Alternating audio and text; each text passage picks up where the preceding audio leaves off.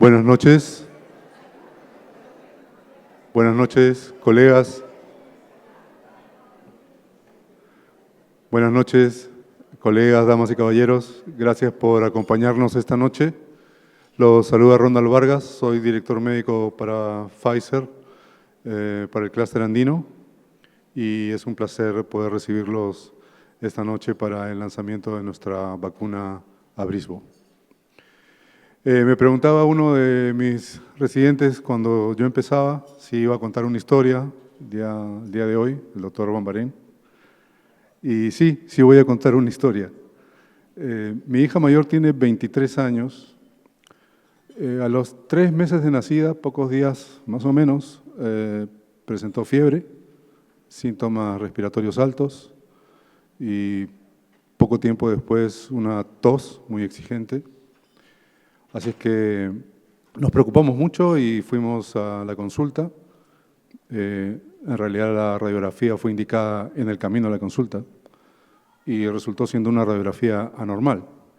No voy a entrar en detalles ni de la auscultación ni de la radiografía, pero finalmente, por el estado general de mi hija, se decidió utilizar un tratamiento antibiótico intramuscular ambulatorio en ese momento y ver la evolución, que gracias a Dios fue favorable.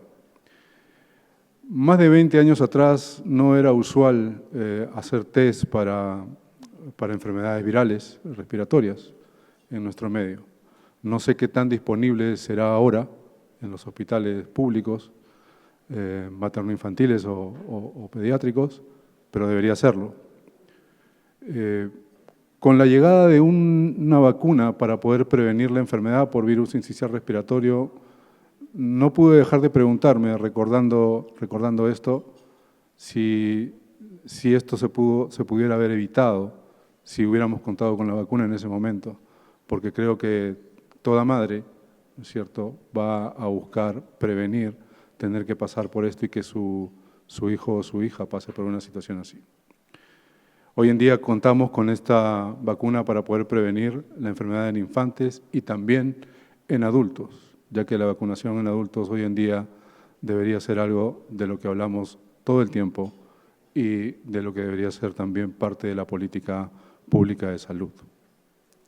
Me pregunto también cuál será el futuro de los residentes de pediatría, por ejemplo, a los cuales les enseñan hoy lo que es la enfermedad por VRS, lo que es la bronquiolitis y cómo implementar una medida de prevención a nivel poblacional puede cambiar la historia, ¿no? Y podría ser que en el futuro, muchos años después, tengan solamente que leerlo, porque va a ser muy raro que vean un caso.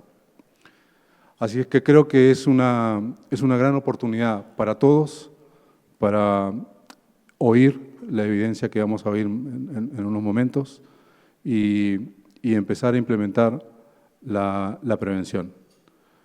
Yo quiero agradecer a mis colegas de Pfizer que han trabajado mucho para que este lanzamiento se lleve a cabo el día de hoy.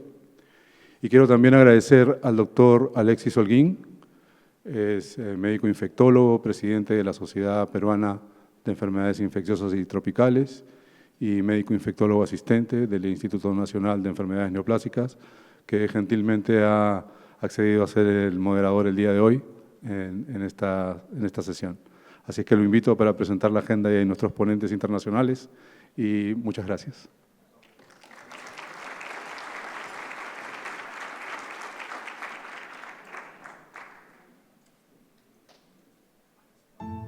Hoy tenemos algo grande por lo que respirar, una nueva oportunidad en la prevención de las infecciones respiratorias, incluso antes de nacer.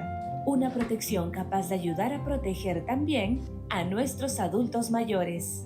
Hoy en Pfizer, junto a ustedes, iniciamos una nueva era de prevención y confianza para todos. Es el momento de abrir una puerta que nos conduce a un nuevo futuro. Un futuro que puede ayudar a cambiar la vida de miles de personas frente al VSR. Hemos abierto una nueva puerta en la prevención frente al virus sincicial respiratorio con Abrisbo, la única vacuna frente al VSR con 2 indicaciones. que ayuda a proteger tanto a lactantes a través de la vacunación materna como a adultos mayores de 60 años. Hagamos llegar este nuevo aire de prevención. Bienvenidos a una nueva era en la prevención frente al virus sincitial respiratorio. Abrisbo, vacuna frente al virus sincitial respiratorio.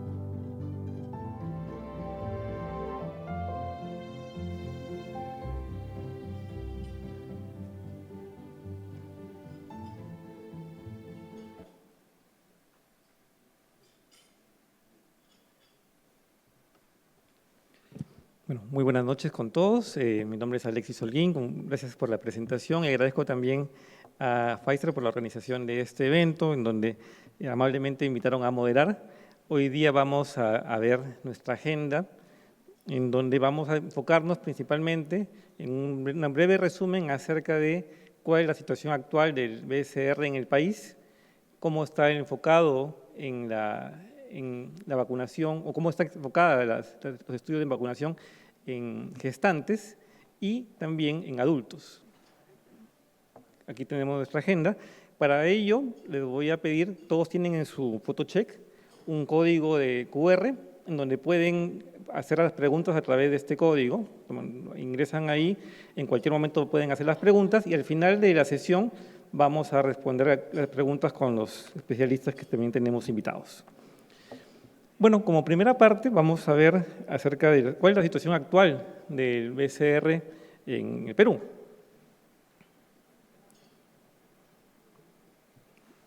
¿Pueden, por favor, proyectar? Entonces, vamos a hablar acerca de virus sincitial respiratorio en el Perú hoy, lo que sabemos, lo que enfrentamos y lo que podemos prevenir.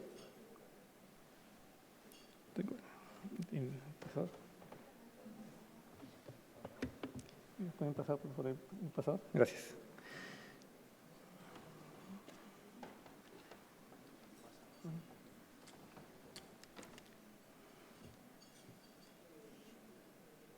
Como vemos en la siguiente gráfica, tenemos un incremento sostenido en las últimas semanas. Ese es el porcentaje de positividad, este es el número de muestras, y vemos acá en las últimas semanas que tenemos un incremento sostenido que llega al 20% de positividad.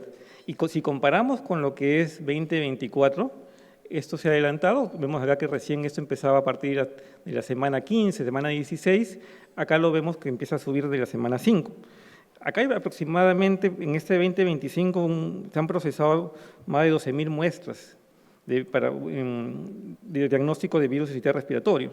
Entonces, tenemos actualmente este incremento de positividad, que lo vamos viendo, y que, como ustedes ven, está enfocado o está centralizado más en la zona de la costa norte y Lima, también en toda la costa centro. A la actualidad, tenemos al 5 de julio del 2025, se han reportado 2.102 casos, 1.036 hospitalizaciones y 10 defunciones. Si vemos, si nos enfocamos en dónde están la mayoría de casos, el 55% están en Lima y Callao, el 90% de casos son en niños, hay un 95% de hospitalizaciones en este grupo etario y 50% de defunciones son en adultos mayores. Y cuando vemos la gráfica dividida por grupos etarios, vean ustedes que el mayor número está entre los lactantes de 1 a 11 meses y los niños de 1 a 4 años. Sin embargo, en las últimas semanas, como verán acá en la parte final, se está incrementando, acá, bueno, el fondo, vamos a ver que se incrementa en los recién nacidos menores, en los menores de 1 mes, ¿no?, de edad. Entonces, esto es importante tener en cuenta. Estas gráficas han ido cambiando en el transcurso de las últimas semanas. Y si vemos, comparado con otros virus respiratorios, vean ustedes que la gráfica en azul, esta línea, perdón, en azul, se refiere a la positividad de BCR comparada con la celeste, que es de influenza, y esta violeta de abajo, que es la de virus sincitial respiratorio. Si vemos en general, vemos que desde la semana 11 aproximadamente tenemos un incremento de BCR. Influenza sigue fluctuando, ¿no?, lo vamos a ver. y lo que es COVID, SARS-CoV-2, se mantiene, pero en niveles menores de positividad. Claro, esto puede deberse a diferentes situaciones. Recordemos que la positividad solo me dice el número de muestras positivas de todo este grupo que estoy tomando. De repente tengo mayor acceso a diagnóstico, estoy tomando a más personas que están con síntomas y eso tenemos que analizarlo también posteriormente. Y todos sabemos que hemos tenido en estos últimos meses un incremento de casos de tosferina. Eso es la vigilancia de los síndromes de coquiluchoides. Dentro de ellos, en las últimas semanas se ve que el incremento en este grupo de pacientes se está dando por virus respiratorio, que es el grupo en azul, seguido de influenza. Entonces, claro, estoy buscando, estoy testeando más casos sintomáticos, no necesariamente porque estoy pensando en virus respiratorio, sino de repente estoy buscando síndrome de coquiluchoides, buscando tosferina o pertussis. Y este gráfico me gusta porque son los últimos 10 años de cómo se ha comportado BSR en el país. Entonces, claro, yo podría decir, bueno, miren, ¿qué pasó acá? Porque eran pocos casos y actualmente estamos con unas curvas inmensas. Era porque ha incrementado la circulación de sincicitis respiratorio en los últimos 2 años, 3 años. Tener en cuenta que acá en el 2020 tenemos nuestro silencio epidemiológico, no teníamos casos de BCR ni de influenza, y los primeros que se llevan en el 2021 es BCR antes que influenza, y eso pasó en diferentes partes del mundo. Entonces, ¿qué está sucediendo acá? Si ustedes ven, analizamos qué pasó en el 2019, vean ustedes que el número estaba centralizado en niños, si buscábamos en niños, y en adultos no había casos, porque solo vemos 2 casos en adultos, tan poquitos casos de BCR para el 2019, y si lo comparamos con el 2021, el BCR, claro, vemos una cifra más real de lo que teníamos. ¿Qué pasó en este momento? Testeábamos a todo paciente que tenía síntomas respiratorios, porque estábamos en plena pandemia COVID. Entonces, eso es muy importante también analizar. Los datos que tenemos actuales posiblemente sean un subreporte de lo que tengamos en la realidad. No hemos estado buscando COVID, no tenemos acceso a pruebas diagnósticas en muchos hospitales y, sin embargo, sigue circulando virus respiratorio en nuestro medio.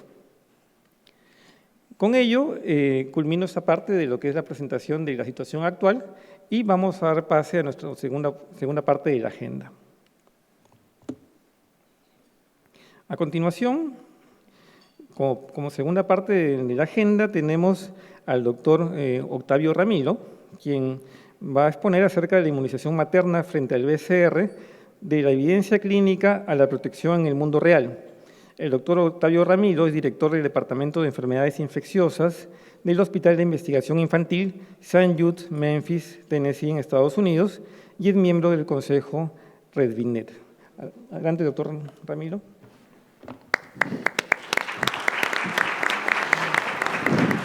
Había que aplaudirte así. Buenas noches, muchas gracias, doctor Holguín, y muchísimas gracias a ustedes. Es mi primera visita al Perú y estoy encantado de estar y conocer y ver a algunos amigos que nos conocíamos hace tiempo y, por supuesto, a los laboratorios Pfizer por la oportunidad.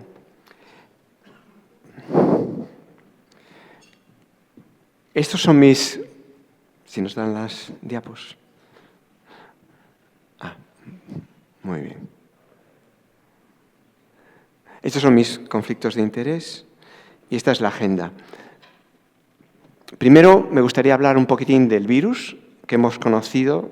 Nuestro laboratorio lleva trabajando con el virus más de 20 años y lo cultivamos y lo estudiamos, nos gusta mucho. ¿Y qué hemos aprendido de la secuencia de la estructura? Porque ha sido fundamental conocer la estructura del virus para poder desarrollar la vacuna.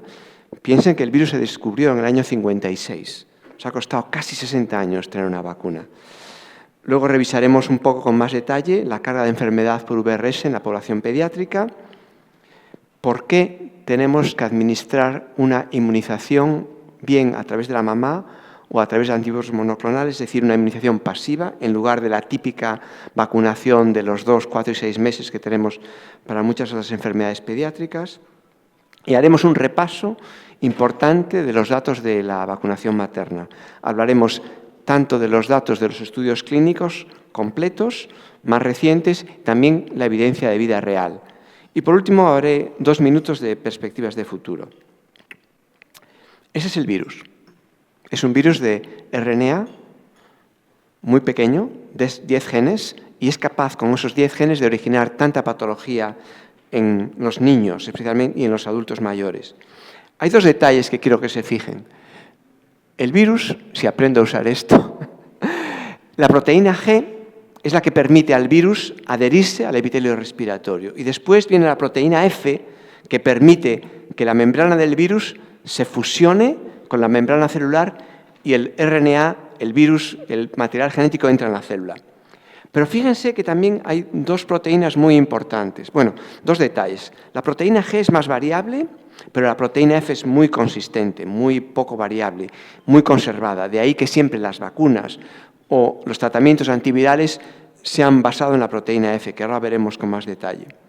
Pero fíjense en la estructura de los genes del virus, es la mitad del COVID de secuencia. Fíjense 2 proteínas que hay aquí, la NS1 y la NS2, sobre todo la NS1. ¿Por qué es muy importante? Porque la proteína NS1 bloquea el interferón, es decir, bloquea la respuesta inmune del lactante, del anciano mayor, de ahí que este virus sea tan exitoso originando infecciones importantes. Aquí les presento la estructura de las proteínas. Aquí tienen la proteína F en la fusión prefusión y posfusión y luego la proteína G. Esto es un detalle importante. Sabíamos que existía esta forma, posfusión, y que había una forma prefusión, pero no costó 10 años encontrar la estructura. Y fueron Jason McClellan y Barney Graham los que la reportaron hace casi 10 años.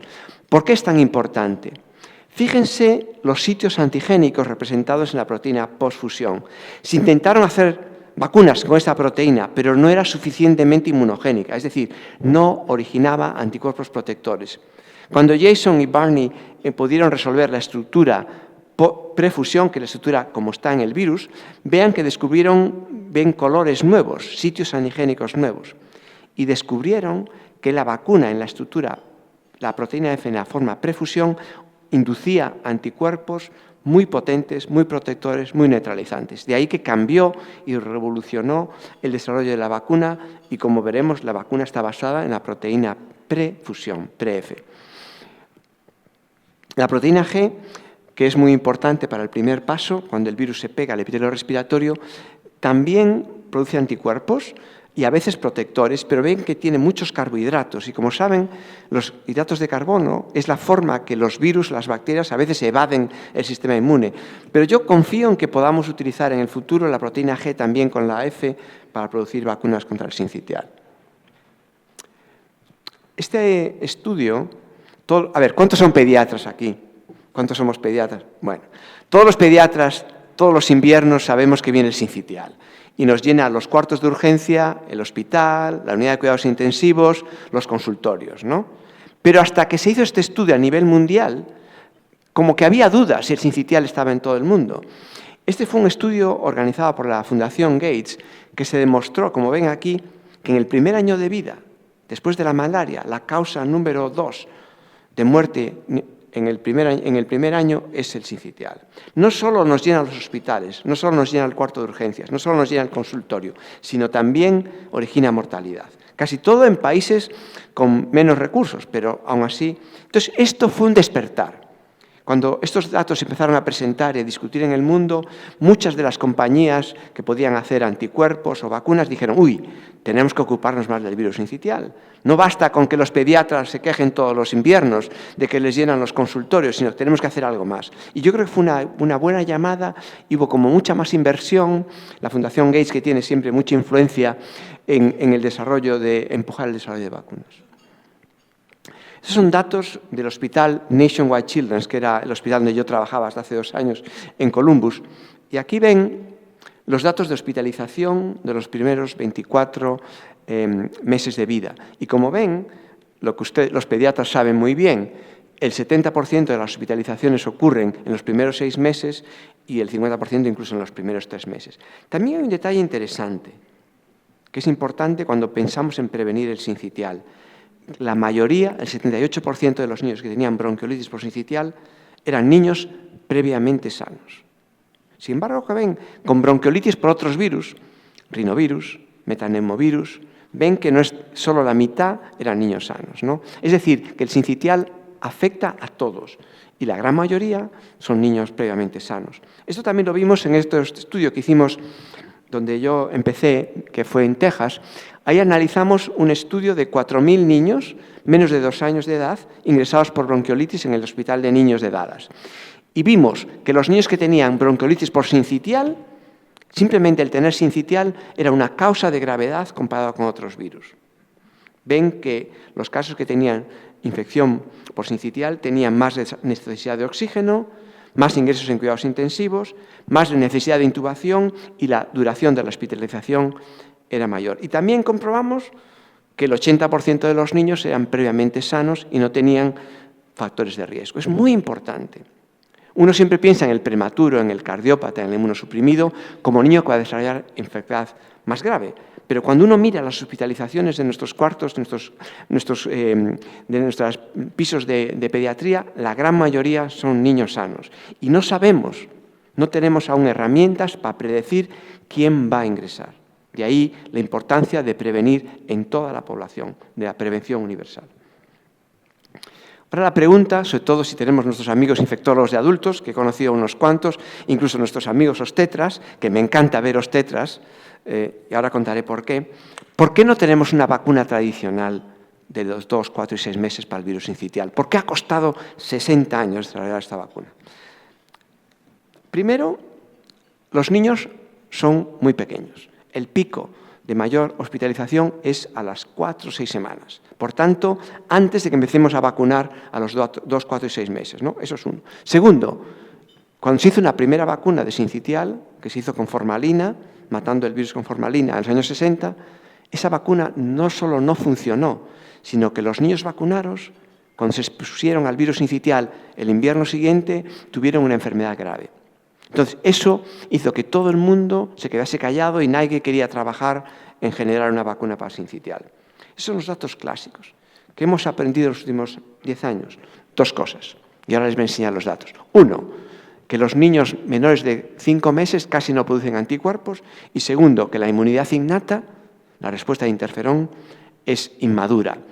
Unido a que el virus produce un gen antiinterferón, hace que los niños sean muy susceptibles a esta infección. De ahí es como la tormenta perfecta.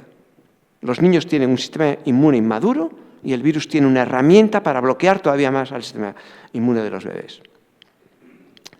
Vean qué pasa cuando medimos anticuerpos naturales en los bebés, los anticuerpos maternos.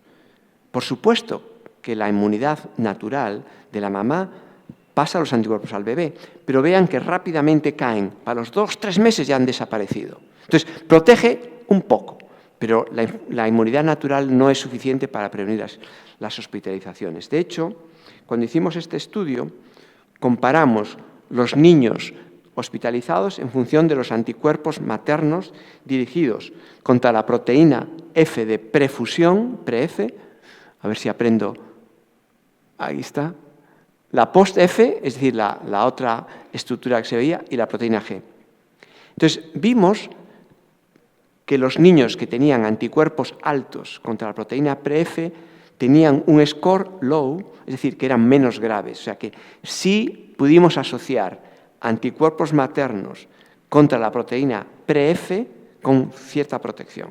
Esto es antes de que tuviésemos vacuna. Y vemos que también la proteína G protegía un poquitín.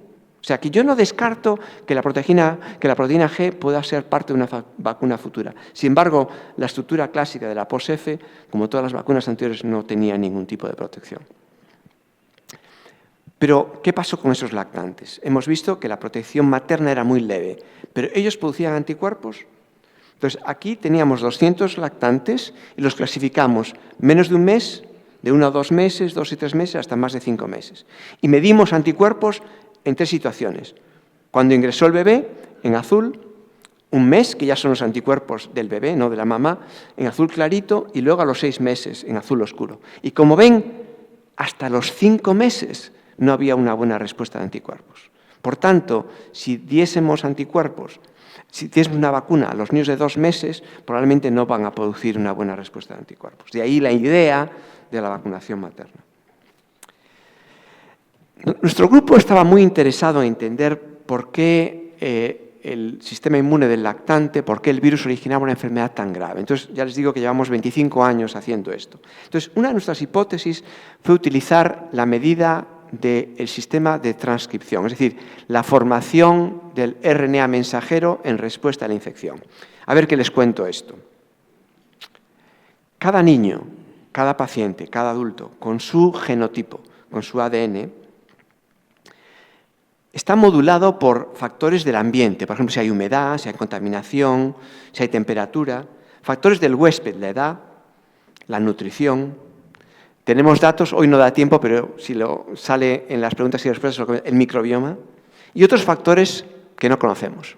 Piense en ese niño, esa niña, con sus factores individuales. Entonces, se infecta por el virus y unos genes se van a expresar. Es decir, partimos de todo el genoma, de toda la biblioteca, pero vemos los genes, los libros que estamos leyendo, los genes que tienen que ver con esa infección. Entonces, nuestra hipótesis es que en vez de estudiar todo el genoma, estudiamos los genes que se están expresando, porque quizá esos genes nos permitan entender la patogénesis de la enfermedad y explicar lo que ha pasado. No solo eso, sino que podemos conectar esos genes a nivel de RNA mensajero con los síntomas clínicos. Este fue el primer estudio que hicimos en Dallas. Cada una de estas columnas es un niño y cada una de las filas es un gen. Vemos niños sanos, ven que los genes están en amarillo, y niños con sincitial, que tienen genes en rojo, que están aumentada la expresión, y en azul, que están suprimidos. Y ven que ese patrón es muy consistente. Lo que vimos en el primer grupo de niños lo pudimos validar en el segundo grupo y luego lo validamos en Ohio y en Finlandia, porque sabe, cuando manda uno un artículo, los revisores nunca están contentos, siempre piden más, ¿no? Pues lo aceptaron. Entonces vimos que a pesar de que este virus no va a la sangre, tiene un impacto en la salud, en el sistema inmunológico del bebé, muy interesante, con más de 2.300 genes. Y me dicen, bueno, ¿y eso para qué vale? Bueno, cuando estábamos haciendo esos estudios, acabamos teniendo un score de severidad molecular, es decir, que nos medía todos esos genes, cuántos eran significativamente distintos de los niños sanos, y el cambio, la magnitud del cambio. Entonces, eso es ideal para los pediatras. Ya tenemos un score de todos esos 30.000 genes, los podemos resumir en un número y lo podemos comparar con la clínica, ¿no? Entonces aquí vemos niños con bronquiolitis leve, moderada y severa, y ven que el score aumenta, ¿no? Y entonces pudimos correlacionar, aquí lo ven, el score genómico en el eje de la Y con el score clínico en la X, y ven que hay una correlación muy buena entre cómo el niño respiraba, si tenía sibilancias más o más extensas, si tenía taquipnea, cómo era la saturación de oxígeno. Es decir, que el sistema inmune tiene información de cómo el niño está respirando. Fíjense lo que estamos aprendiendo, lo que el sistema inmune nos cuenta. Y podemos comparar la severidad clínica con la severidad inmunológica. Y no solo eso, sino que medíamos el score el día que el niño ingresó y se correlacionaba con la duración de la hospitalización y los días de oxígeno. Fíjense cómo ese ARN mensajero del sistema inmune nos puede dar tanta información de la patogénesis y también de la clínica de los niños. ¿Qué pasa con la edad? Porque al principio nos costó mucho reclutar estos pacientes. La mayoría de los niños graves eran de 2, 3 meses y los niños de menos graves tenían 8, 9, 10 meses. Entonces, esperamos, mi compañera, la doctora Mejías y yo, 3 años para reclutar suficientes niños que tuviesen menos de 6 meses o más de 6 meses y que estuviesen hospitalizados o no. Y pudimos por fin hacer esa comparación.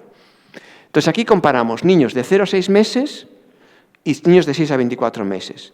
En verde, los pacientes hospitalizados, y en rosa, pacientes manejados de forma ambulatoria. ¿Y qué encontramos? Aquí representamos, esto se llama una gráfica Spider, representamos los genes de acuerdo a la parte del sistema inmune que regulan. Y como ven, los niños hospitalizados, menores de 6 meses, tenían mucho aumento de los genes de inflamación. Pero fíjense que en los niños de manera manejados de forma ambulatoria, en rosa, vemos que los genes antivirales del interferón no están activados. Cuando nos fijamos en los niños más mayorcitos es distinto. Los pacientes graves tienen mucha inflamación, pero vemos que a partir de los 6 meses el interferón aparece y protege. Es decir, los niños menores de 6 meses tienen de por sí una respuesta innata de interferón muy poco eficiente, que les protege en la fase aguda, pero el interferón también regula la producción de anticuerpos, por lo que no produce muchos anticuerpos. De ahí que la idea de vacunar con una vacuna tradicional a los 2, 4 y 6 meses nunca va a funcionar. Entonces, estamos haciendo esos estudios y a la vez aparece la estructura de la proteína PRF, empiezan a hacer vacunas y a hacer monoclonales. Entonces, lo que está claro que la manera de prevenir las infecciones por virus sincicial respiratorio en los niños pequeños es dándoles una inmunización pasiva, bien a través de la mamá o bien a través de anticuerpos monoclonales. Estas son las dos estrategias que tenemos. La vacuna materna, que es la proteína PRF, y por cierto es importante, es una vacuna bivalente. Tiene 60 microgramos contra el virus A y 60 microgramos contra el virus B. Y ahora les contaré por qué. O los anticuerpos monoclonales de vida media prolongada. Y ahí vamos a si es importante el A y el B. A ver, los pediatras, ¿qué opinan? ¿Es importante el A y el B o da igual? Nadie se moja. ¿No les han dado suficiente pisco en el aperitivo? Fíjense qué interesante. Este es un estudio, la verdad es que no había muchos estudios, no había muchos estudios porque no se secuenciaba mucho el virus hasta hace poco, ¿no? Pero con la pandemia ha habido muchos laboratorios que empezaron a secuenciar virus y ya hay más estudios. Y fíjense que durante la misma estación, normalmente los dos virus están por ahí, el A y el B, circulan los dos, pero varía mucho en el año, en el lugar. Entonces sí que es importante pensar en el A y en el B. Fíjense que el virus B más famoso se llama Buenos Aires, no sé por qué. Yo creo que los argentinos quieren ponerle nombre a todo, ¿no? Pues ya le pusieron nombre al virus ese, al virus B. El A es ON es de Ontario, ¿no? Pero bueno, como en el fútbol, los argentinos siempre hacen todo bien. Es importante esto del virus A y B. Este es un estudio que hizo Tony Piedra, que es un virólogo que trabaja en Houston, un buen amigo, y arriba tenemos el virus A y abajo el virus B. Y tenemos la proteína F. ¿Qué ven ahí? Lo que ven es que el virus B, la proteína F, tiene muchos lugares en la secuencia que predispone a la variación. Por tanto, el que tengamos una vacuna que cubre el A y el B, creo que es importante. De hecho, nosotros hicimos un estudio y cogemos suero de niños infectados por virus A y suero de niños infectados por virus B, en la parte esa de arriba del azul. Y comparamos si el suero de niños infectados por virus A era capaz de proteger contra el virus B y viceversa. Y sí, protegen, hay protección cruzada, pero hay una caída entre 3 y 4 veces de potencia de neutralización. Es decir, que si uno se infecta por virus A, ese suero puede proteger contra el virus B, pero menos. Pero menos. De ahí la importancia de tener virus A y B. Hicimos lo mismo con los cotton rat, que es el modelo experimental de sincitial. Los infectamos con virus A y el suero de ese cotton rat lo utilizamos para prevenir la infección por virus B. Y también hay una caída, a veces hasta de 10 veces, la potencia neutralizante. Por tanto, acuérdense de esto. La vacuna tiene A y B. ¿Qué es esto de la respuesta policlonal? Bueno, las células B les gusta mejorar y madurar para producir un anticuerpo muy bueno, pero ese anticuerpo muy bueno va a ser muy dirigido, muy específico, contra un sitio antigénico muy preciso. Entonces, cada célula B va a producir un anticuerpo solo contra un lugar antigénico. Están muy especializados. Entonces, si nos imaginamos la proteína del sincitial, la proteína PRF, con los sitios antigénicos distintos, pueden pensar que una respuesta monoclonal va a un lugar solo, ¿no? A un lugar antigénico. Y una respuesta policlonal va a atacar a toda la proteína en los diferentes sitios antigénicos. Esta es la idea de la vacuna materna. ¿Cómo es la experiencia de la vacuna materna? Bueno, nosotros aquí estamos en el siglo XXI, nos creemos que somos muy inteligentes.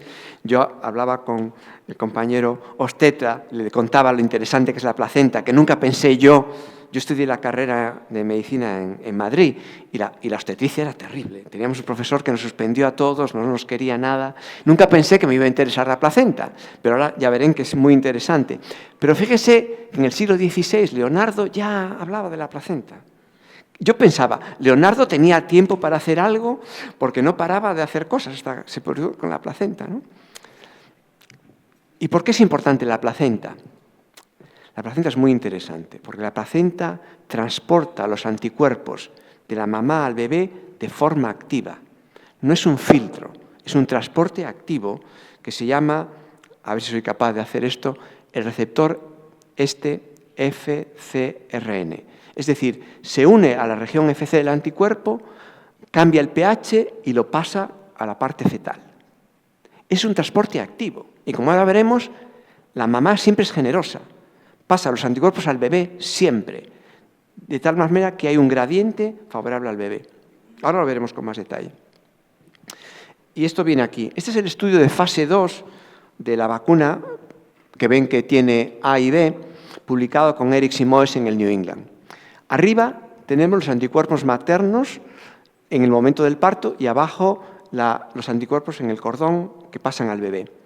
Fíjense que tenemos el A y el B, porque claro, la vacuna es bivalente, y comparamos el placebo, la vacuna, la dosis de 120, la vacuna de 120 con alum, que es el factor, el adyuvante, me alegra porque se me había escapado, el adyuvante, luego la dosis de 240 y la de 240 con el adyuvante. Y fíjense que los anticuerpos son iguales.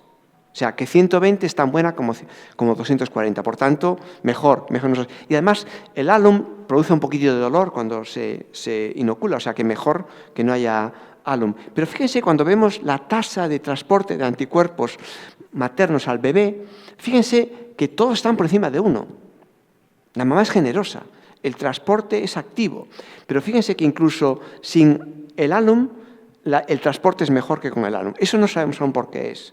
Pero entonces, si teníamos buena respuesta y buen transporte sin un alum y evitamos un poquito de dolor en la vacuna, todo se favoreció y la vacuna es 120 microgramos sin adyuvante. El estudio Matisse, que ustedes conocen, se ha publicado ya, se realizó en todo el mundo, en 18 países, 7.400 mujeres embarazadas y 7.300 lactantes, ¿no? Les voy a comparar. Este es el estudio inicial y aquí está el estudio, el análisis final. Este es lo publicado y ahora es el estudio final cuando ya se pudo analizar todos los datos. Había 3.500 mujeres con la vacuna y 3.500 con el placebo y como se vio, la prevención de la enfermedad médica severa fue del 82% en los primeros 3 meses y del 70% en los primeros 6 meses. Es la primera vez que se demuestra que una vacuna materna puede prevenir la infección severa por sincitial en los lactantes. Pero fíjense que es muy interesante esta gráfica, en la que vemos la típica gráfica de cómo va la evolución en función de los dos grupos, ¿no? Entonces, lo que estamos recogiendo son los casos acumulados, ¿no?, en el grupo placebo en gris y en la vacuna en azul. Fíjense qué interesante. En el primer mes de vida, ya había 10 casos en el estudio placebo y 1 en la vacuna. Y sigue habiendo mejoría. Yo pensaba que iba a acabar todo en los 150 días, que es lo que se calculaba al principio, 5 meses. Y que a lo mejor los datos del 6º mes, del 5º al 6º mes, iba a ser simplemente porque la estadística ya era buena y había menos circulación de virus. Pero me equivoqué.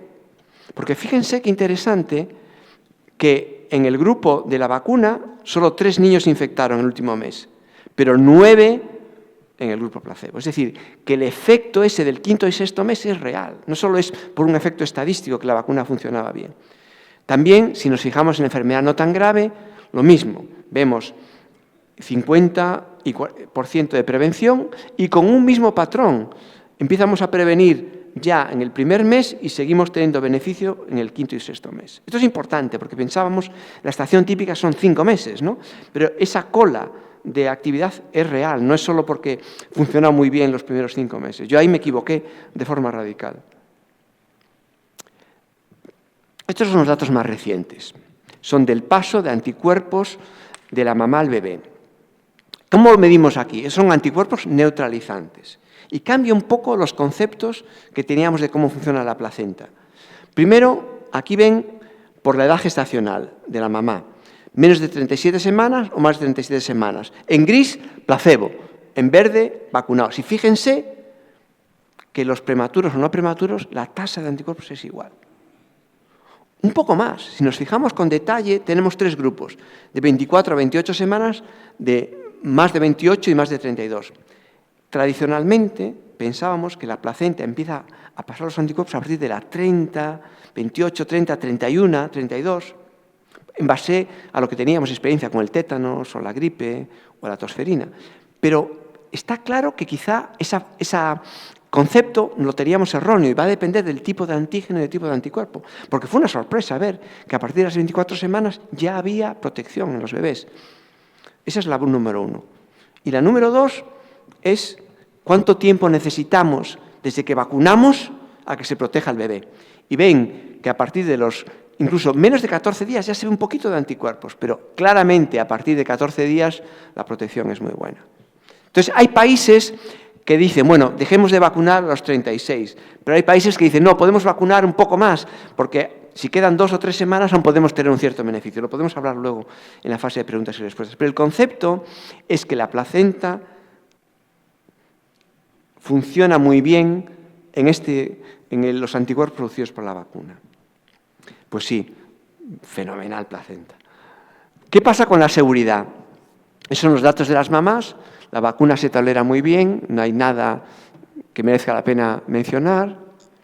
Tampoco en los niños, no vemos ningún efecto importante, comparamos la vacuna con el placebo. Ahora bien, me voy a parar un poco con la cuestión de la prematuridad. Cuando se hizo el estudio, hubo una observación que aquí hubo 5.7% de prematuridad en los vacunados y 4.7%, que no es significativo, pero había una cierta preocupación. Es importante que la prematuridad solo ocurrió, son prematuros tardíos, son niños de 35 o 36 semanas, no había ninguno que fuese prematuro y ven que la gran mayoría, 94-95%, tenían el mismo peso y no eran prematuros. Pero claro, como esto era un tema importante, porque no solo afectaba a la vacuna materna de sincitial, sino afectaba a todo el programa de vacunación materna, se estudió con mucho detalle. Y se ven aquí, se comparan las tasas de prematuridad en los diferentes países que participaron en el estudio. Como ven, Japón, Taiwán, Holanda, Estados Unidos, Chile, España, no era ninguna tendencia. Se vio un poquito en Argentina y sobre todo en Sudáfrica. Solo en Sudáfrica. ¿Y qué pasó? Pues que coincidía con que esa época que se detectó ese grupo de prematuros tardíos estaba coincidiendo con la circulación del COVID. ¿Es posible que eso contribuyese? ¿Por qué solo ocurrió en los países como Sudáfrica y no se vio en el resto del mundo? No lo sabemos, pero hay ahora muchos estudios en marcha para intentar aclarar eso. Pero es importante ver cómo nunca fue significativo. Vamos, los estudios clínicos, me pueden decir ustedes, funciona muy bien. Hay muchos recursos, las mamás se siguen muy bien. ¿Qué pasa en la vida real? Bueno, la vacuna ya está aprobada en más de 60 países.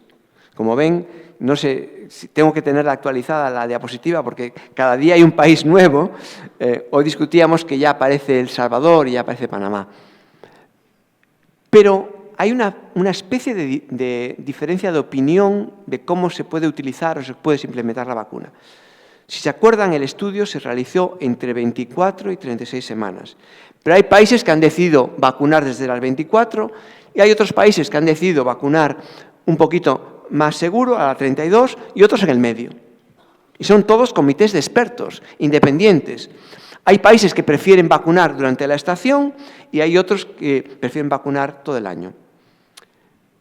Los estudios solo los hicieron en la estación, pero hay países que piensan, bueno, pero a lo mejor la protección es mejor en la estación, pero a lo mejor para el programa nacional es más fácil vacunar todo el año. Lo bueno, como hay diferentes estrategias, dentro de 2 o 3 años tendremos datos de cuál es la mejor manera de hacerlo. Me alegro que haya habido diferencias de opinión, incluso en todos los expertos de todos los países. Estos son datos recientes de Estados Unidos. La primera estación, la vacunación empezó tarde, se vacunó el 17% de las que se vacunó y ahora ya ha subido al 30%. Pero como ven, los datos de prematuridad y de bebés de pequeño tamaño para el estado gestacional, no hay diferencia entre las vacunadas y los no vacunados, ¿no? Alrededor del 4 y el 6%, incluso un pelín más pequeño en las vacunadas. El Reino Unido empezó un programa este año muy intenso, han vacunado ya más de 250.000 mujeres embarazadas y han visto que cada región empezó un poco distinto, ¿no? Inglaterra empezó en septiembre, en Escocia en agosto y Gales en septiembre. Aún no tenemos datos aún del Reino Unido, pero todo el mundo está pensando a ver cuándo tenemos los datos. Pero donde sí tenemos datos es de Argentina. Argentina fue el primer país que puso el Programa Nacional de Vacunación. Empezó en marzo hasta agosto, este año lo han extendido un poco más. Y lo que fue muy interesante, tuve la suerte de conocer a Gonzalo Pérez Marc y he hablado mucho con él del estudio, cómo las diferentes provincias vacunaron más o menos en función de la información que se presentó y la campaña del Departamento de Salud, de los médicos, ¿no?, de difusión del mensaje. Por ejemplo, había lugares que solo llegaron al 30% y otros llegaron al 70%, como ven. Pero la media es que más del 30% de las provincias tenían un 70% de cobertura. Muy interesante para la primera vez que se lanza un programa en un país. O sea que de verdad creo que los argentinos deben estar orgullosos de esto. ¿Y qué pasó? ¿Funcionó en vida real? Entonces, acaban de publicar en el Lancet Infectious Disease el resultado del estudio Berni que se realizó en 12 hospitales de Argentina. Ellos vieron, primero, el efecto de la vacuna con la hospitalización de 0 a 3 meses y de 0 a 6 meses. Como ven, 78,6 o 71%. Tan bueno como el estudio clínico. Y también miraron la hospitalización muy grave y también ven que el 77%. O sea, es muy interesante ver que el estudio de vida real es similar a los estudios clínicos tan controlados. Realmente hay, como se puede imaginar, en Argentina están bastante contentos con estos resultados. Por último, y ya acabo, porque el doctor Ramírez tiene que venir ahora, un detalle interesante. Estamos empezando a entender que el sincitial le gusta el neumococo le gusta el sincitial. Tradicionalmente se decía que la gripe sí se asocia a neumonía bacteriana, sobre todo por neumococo y estafilococo. Ahora tenemos datos cada vez más interesantes que el sincitial y el neumococo van juntos. De hecho, la proteína G del sincitial se une a la proteína PBP1A del neumococo. Y cuando uno los pone juntos, aunque no haya células, aunque no haya un animal, aunque no haya una garganta de un niño, aumenta la expresión de los genes de virulencia del neumococo. Les podía dar 2 horas hablando de eso, pero no me dejan, porque tienen que cenar. Entonces, es muy importante que este nuevo concepto de la relación sincitial con neumococo y lo que todos sabemos los pediatras, que los niños que tienen sincitial tienen sibilancias de repetición. Entonces, vamos a empezar una nueva era, porque vamos a tener vacuna para sincitial y para neumococo. Y creo que el impacto que puede tener en la salud infantil previniendo las infecciones respiratorias es muy importante y tenemos nuestra mano para hacerlo y prevenirlo. Por tanto, creo que está claro, estamos todos de acuerdo, que el sincitial causa una tremenda morbilidad y mortalidad en los niños pequeños, que los niños pequeños, los lactantes pequeños, tienen un sistema inmune incapaz de responder de forma adecuada al sincitial y, por tanto, la administración de inmunización con vacuna materna es una buena estrategia para prevenir las infecciones en este grupo de edad. Es importante que sigamos haciendo estudios para ver el impacto en vida real, tanto del efecto agudo como de la prevención de las secuelas a largo plazo. Y claro que tenemos que seguir monitorizando el virus, la secuencia, la estacionalidad para poder tener una buena idea de cómo sigue evolucionando e impactando los diferentes grupos de edad. Por último, casi todos los estudios los empezamos cuando estaba en Ohio y ahora en la nueva casa en Memphis, y mucha gente, tanto de laboratorio y sobre todo la doctora Mejías, con la que tenemos un laboratorio que han contribuido a estos estudios que les he contado en los últimos años. Muchísimas gracias. Se lo doy a Julio. Muchas gracias, doctor Ramilo, por la excelente presentación y muy aleccionadora, que nos ha informado hasta de la historia de la vacuna, muy importante. A continuación tenemos al doctor Julio Ramírez, director científico del Instituto de Enfermedades Infecciosas Norton Healthcare en Louisville, en Estados Unidos. Es profesor emérito de medicina, también de la Universidad de Louisville, y va a presentar la información acerca de BSR en adultos mayores, evidencia clínica y real para una protección afectiva. Muchas gracias. Bueno, muchas gracias por la invitación. Entonces, me toca revisar un poco el tema del virus sincicial respiratorio en adultos, en mi primera diapositiva para explicar de que en esta presentación, esta es una presentación hecha por mí y yo tengo como para declarar algunos grants que estamos haciendo con Pfizer y también estoy en el Advisory Board de Pfizer. Estos son los 4 puntos que voy a tocar. El primer punto que voy a tocar tiene que ver con no voy a discutir el virus, ya que Ramiro lo discutió bien, entendemos los dos virus sincicial respiratorio, pero desde el punto de vista clínico, el virus sincicial respiratorio entonces lo agregamos a los virus respiratorios como la influenza, el SARS-CoV-2, que ahora circulan todos los años. Y en esta diapositiva decimos estos virus sabemos que causan infección respiratoria superior o infección respiratoria inferior. Y cuando hablamos de infección respiratoria inferior, lo más severo sería la neumonía adquirida en la comunidad. Y hay estudios comparando estos 3 virus en pacientes adultos admitidos con neumonía de la comunidad. Por ejemplo, en este estudio se compararon estos 3 virus respiratorios para ver qué pasaba con la necesidad de oxígeno, el aumento, la admisión a cuidados intensivos, la necesidad de ventilación mecánica. Y es interesante ver que el virus sincicial respiratorio está siempre ahí produciendo enfermedad, lo mismo que pasaba en pediatría, produciendo enfermedad más severa en los adultos comparado con los 2 otros virus tradicionales, el virus de influenza y el SARS-CoV-2.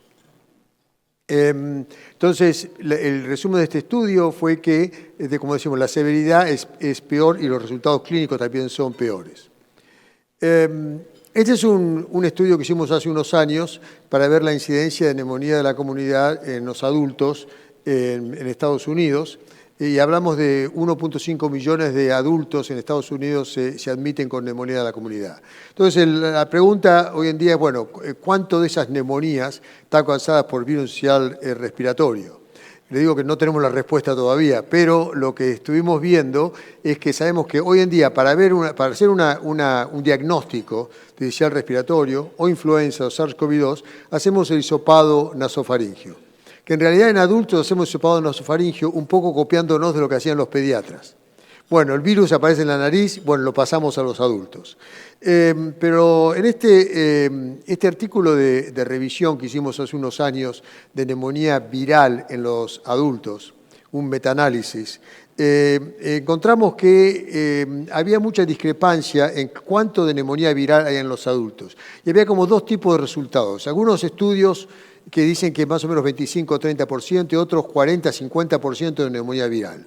Y lo que vimos es que, por lo general, los estudios que usan hisopado nasofaringio estaban en el 20-25%. Y los que usaban vía respiratoria inferior, el paciente estaba en cuidados intensivos, lavado broncoalveolar, ahí se encontraba 40-50%. Entonces diseñamos este estudio en Louisville, donde seguimos a todos los pacientes adultos que se metían a 5 hospitales de Louisville, hicimos distintas muestras para tratar de encontrar el sincicial respiratorio. El PCR del hisopado nasofaringio, el PCR de saliva para ver qué pasaba en la orofaringe y PCR del esputo para ver qué pasaba en la vía respiratoria inferior y a su vez una muestra aguda y convaleciente de serología de virus sincicial respiratorio. Y en este estudio, esto sería un 100% de los pacientes que encontramos con lo que hacemos todos los días. el hisopado nasofaringio. Y después, ¿qué pasa en los mismos pacientes si empiezo a aumentar muestras? Si le hago 2 muestras, 3 muestras, 4 muestras, lo que encontramos es que llegamos a un 200% a identificar sincicial respiratorio en adultos admitidos al hospital.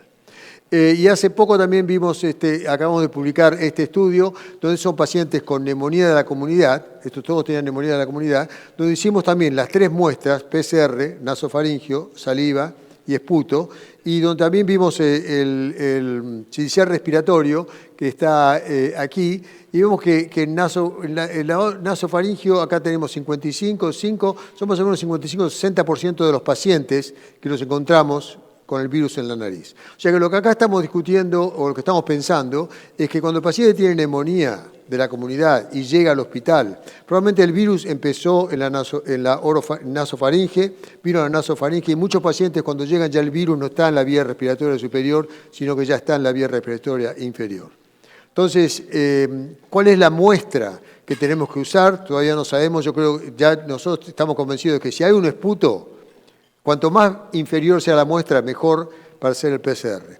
Y la otra cosa es que cuando hablamos de la carga viral, en realidad si hacemos nada más que un hisopado nasofaringio, estamos perdiendo aproximadamente el 50% de los virus sincicial respiratorio o de influenza en el adulto.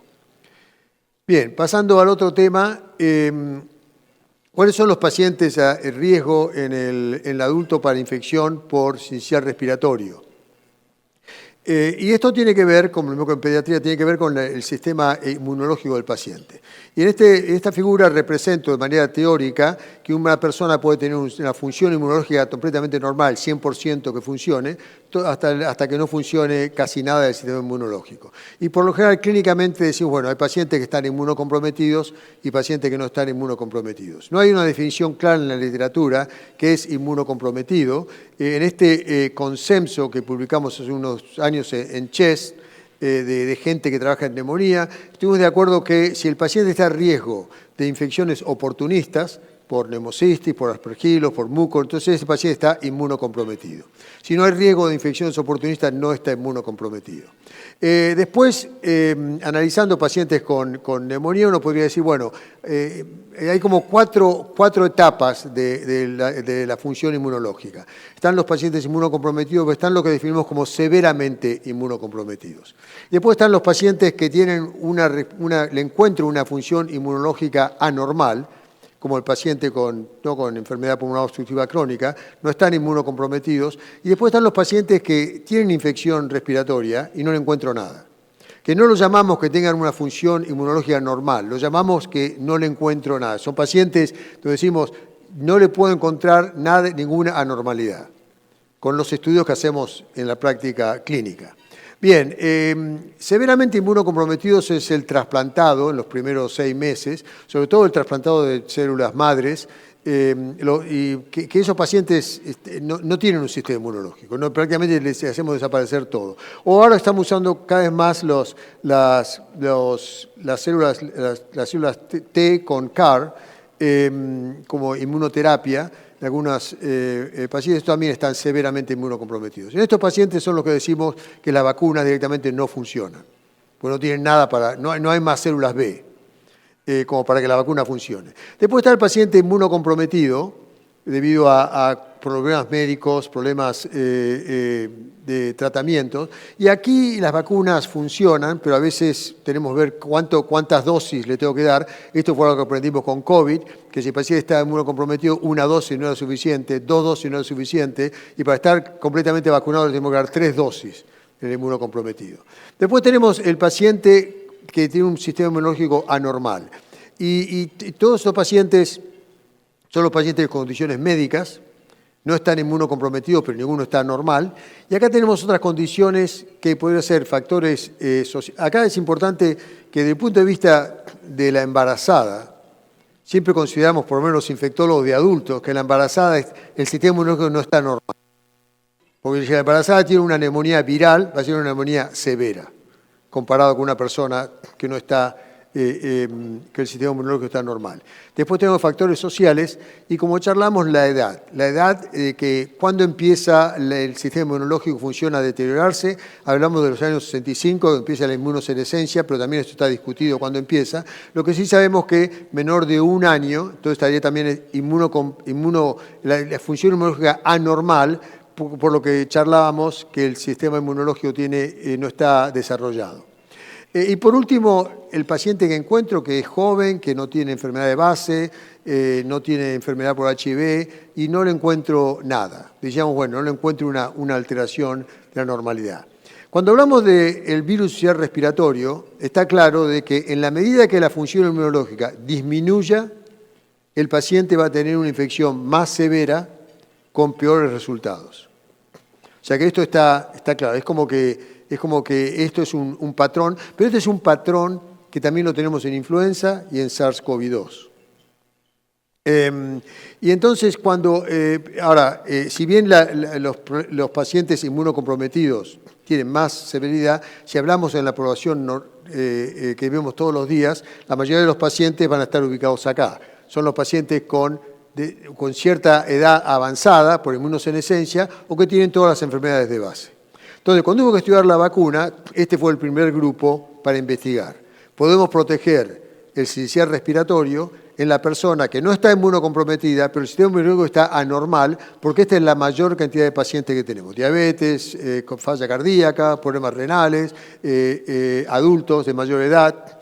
Y entonces acá tenemos, el estudio se hizo en mayores de 60 años, que es una manera de decir, bueno, si una persona es mayor de 60 años, el sistema inmunológico está anormal. No está inmunocomprometido, pero está anormal por la inmunosenescencia. Y acá se aprobó, se investigó la vacuna para los adultos y los resultados son los que se publicaron en este artículo, donde la vacuna, de nuevo, eficacia y seguridad de la vacuna bivalente, como decimos, bivalente porque son los dos RSV A y B, prefusión, porque es la proteína, la glicoproteína F, antes de que se transforme y se haga la fusión en la célula, es prefusión, en adultos mayores, que nosotros que serían los que llamamos viejitos, con lo cual ya estaría incluido entonces, más de 60. Entonces, pero también más de 60 y con muchas enfermedades de base, las enfermedades que hacen que el sistema inmunológico sea anormal. Entonces, ¿qué pasó en este estudio? Había dos outcomes que se iban a ver, ¿no? ¿Qué pasaba si el paciente se iba con virus sincicial respiratorio, si tenía infección respiratoria baja, con 2 síntomas o con 3 síntomas síntomas de infección? Y los resultados, aquí vemos también muy importante, con un 96% de protección. Vemos lo que pasó con el grupo placebo y lo que pasó con los pacientes que recibieron la vacuna. Esto es para uno de los outcomes. Y vemos qué pasó con el otro outcome, algo muy similar, con una eficacia también del 96%. O sea que la vacuna fue efectiva en este grupo de pacientes. Y después, como siempre se hace, como sabemos, en los estudios de vacuna, primero están los estudios de inmunidad, este es el estudio de eficacia, ¿no? Donde se hace el estudio prospectivo randomizado, y como decíamos, después vienen los estudios de efectividad, que es el estudio de la vida real. Y para esta vacuna que estamos discutiendo hoy, hay varios estudios en la vida real. Entonces acá, la conclusión de este estudio RENOIR, la vacuna previene la enfermedad por virus sincicial respiratorio. Ese fue el primer estudio de la vida real que se hizo en California, en Estados Unidos, un grupo de hospitales que es Kaiser Permanente, donde se vio cómo la vacuna tiene un 91% de efectividad en contra de la hospitalización y las visitas a la sala de emergencia en las personas de mayor de 60 años en California. Este es otro estudio en Inglaterra, donde también se vio una reducción de la hospitalización. Este es otro estudio en Escocia, donde en Escocia se decidió vacunar de los años 75 a 79, un grupo. Y después se vio qué pasaba antes de la vacuna y después de la vacuna. Es interesante esta figura viendo, esto es sin la vacuna, y esta es la edad de los pacientes que se vacunaron, de 74 a 79, y y ven acá la disminución de la hospitalización en el grupo de pacientes vacunados. Y este es otro estudio de efectividad en Estados Unidos, en el Hospital de Veteranos, también con 78% de efectividad. Acá lo importante es que cuando estamos hablando de estos estudios, uno no vacuna nada más que la persona que entró en el estudio, vacuna a todos los adultos. Y acá entran personas adultas nada más, sin enfermedad con comorbilidad y por supuesto algunos inmunocomprometidos. Porque uno va a decir al paciente, tengo COPD y cáncer de pulmón, cáncer de pulmón no lo vacuno porque no lo estudié. Se vacunan todos. Entonces, por eso los estudios de efectividad son muy importantes. Y por último, otra cosa que aprendimos con este virus en adultos es para influenza y COVID, todos los años tenemos que vacunar, porque el virus sigue cambiando y la vacuna no sirve para más de un año. Para la vacuna de COVID a veces hablamos de 6 meses. Por el virus sincicial respiratorio, esta vacuna se siguieron los pacientes por 2 años y para el segundo año todavía hay protección con la vacuna que se dio 2 años antes.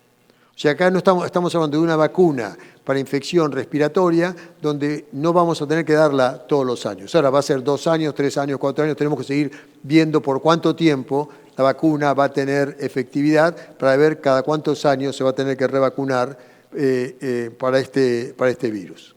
Bien, ahora paso a otro concepto, estoy saltando distintos puntos, como decía Ramiro después durante la pregunta tratamos de hacer sentido de todo esto que estamos hablando. Entonces, es importante que el virus respiratorio, estos virus que causan infección respiratoria, la más severa, la neumonía de la comunidad, hasta hace poco tiempo la consideramos como una enfermedad aguda, primariamente del pulmón. Y hoy sabemos que la neumonía de la comunidad es una enfermedad multisistémica con secuelas agudas y crónicas. Entonces, ¿cómo entendemos esto? En este estudio de revisión que publicamos con el doctor Thomas Feil, que es un colega de Ohio, hablamos sobre la respuesta inflamatoria fisiológica en el paciente con neumonía, una respuesta inflamatoria local y una respuesta inflamatoria sistémica. Esta patofisiología se trasladaría a un paciente con neumonía, se admite al hospital, está la respuesta inflamatoria sistémica, si el paciente va a responder, va a haber una respuesta antiinflamatoria y el paciente responde, lo paso a la vía oral, lo mando a la casa, está todo bien. Pero sabemos que en algunos pacientes la respuesta inflamatoria sistémica no se contrarresta con alguna respuesta inflamatoria antiinflamatoria, sino que continúa. Esto es lo que llamamos una respuesta inflamatoria disregulada, lo que llamamos que el paciente va a tener la disfunción orgánica, la disfunción multiorgánica. Entonces acá este tipo de pacientes es el paciente que se admite al hospital, puede terminar en cuidados intensivos, y vamos a tener las secuelas agudas. Las secuelas agudas son las que conocemos de todos los pacientes con neumonía, que puede ser, hace un distrés respiratorio, hace ventilación mecánica, hace un fallo cardíaco, todos los distintos órganos que pueden fallar en el paciente en las secuelas agudas. Como decíamos, hasta hace poco este paciente o se moría o lo mando a la casa y uno decía, bueno, los 30 días o está muerto o está curado y se acabó la historia. Hoy en día sabemos que la neumonía puede causar problemas a largo plazo y acá estamos hablando de secuelas tardías o de mortalidad tardía. Secuelas tardías, es interesante que acá estamos hablando de enfermedades no comunicables, la asociación de una enfermedad infecciosa como la neumonía con enfermedades no infecciosas, como puede ser el infarto de miocardio, como puede ser un problema renal, como puede ser demencia, y son todas cosas asociadas a la neumonía. En este estudio, es un estudio en la base de datos de Cosmo, que son muchos hospitales de Estados Unidos, donde vimos 1 millón de pacientes admitidos al hospital por 1 año sin neumonía. Lo seguimos por 3 años. Todo el mundo va a desarrollar problemas, todos son adultos, todos desarrollan enfermedad cardiovascular, enfermedad renal, esto es lo que pasa en un paciente admitido al hospital sin neumonía. ¿Qué pasa en el paciente con neumonía? Bueno, todas esas enfermedades no comunicables son más comunes después de haber tenido una neumonía. Estos son 238.000 pacientes con neumonía. ¿Qué pasa con la mortalidad tardía? De nuevo, estudiamos acá, por ejemplo, en este estudio que vimos de 1 año, en 1 año la mortalidad tardía es del 31%. Este fue un estudio que hicimos en Louisville. Todos los pacientes con neumonía en la comunidad, 1 de cada 3 está muerto al año. Lo que es interesante es que en este estudio de sincicial respiratorio con neumonía, 33% están muertos al año. Y esto es de estudio de SARS-CoV-2 con neumonía, o sea que neumonía es neumonía. Es muy similar qué pasa con los pacientes si tienen un neumococo, un sincicial respiratorio, una influenza, un SARS-CoV-2. Bien, en este estudio de neumonía en pacientes en el Hospital de Veteranos de Louisville, lo seguimos a los pacientes que estaban metidos en el piso sin neumonía. Estos se habían metido a medicina por otra causa. Y vimos de estos pacientes hospitalizados cuánto era el 50% de la mortalidad, 50% de sobrevida. Y el 50% de sobrevida fue a los 7 años. Estamos a los 7 años, 50% de sobrevida. Después seguimos a los pacientes en esta misma fecha que se habían admitido con neumonía de la comunidad. ¿Qué pasaba con el 50% de la sobrevida? El 50% de la sobrevida es a los 3 años. O sea que hay algo que está pasando con la neumonía, que el paciente hace enfermedades no comunicables y fallece más rápido. Esos son los pacientes. Si el paciente está admitido con neumonía en cuidados intensivos, un adulto, el 50% está muerto al año. Y cuando estudiamos y publicamos esto con inmunocomprometidos también, este es primero inmunocomprometidos, este es el estudio de cuidados intensivos. O sea que yo estudio en cuidados intensivos y veo 2 pacientes con neumonía, no interesa lo que pase, 1 de cada 2 está muerto al año. O sea, esto es para traer el punto, en este artículo decíamos que si yo vivo en un país donde ese paciente de 50 años se admite con neumonía y es un país con una sobrevida de 80 años, yo pensaba que si este paciente se iba a la casa, cuando se iba a la casa todavía tenía 30 años para vivir. Pero en realidad, la realidad es que probablemente cuando yo lo mande a la casa, ya en el hospital, ya perdió 10 años de sobrevida por el hecho de haber tenido una neumonía de la comunidad. No pasa en todos los pacientes, pero en un grupo de pacientes en que esto sucede.